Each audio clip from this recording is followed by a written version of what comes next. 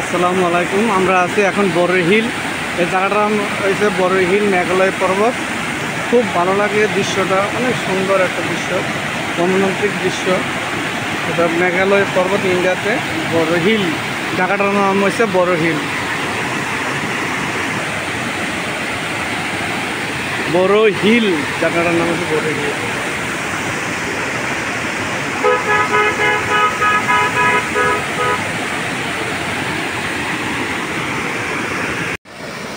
আল্লাহ তাআলা কি কুদরত!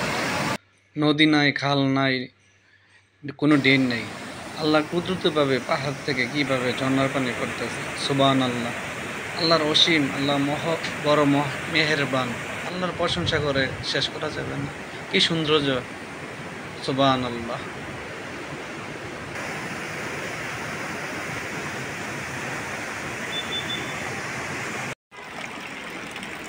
দাউটি বর্ডার থেকে আমরা ছিলাম যাচ্ছি।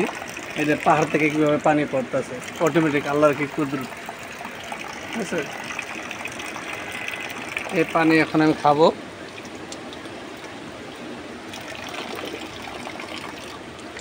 অনেক টেস্ট।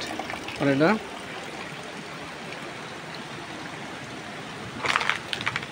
প্রত্যেকটা পাহাড়ে ছিদ্র দিয়ে পানি পড়তেছে।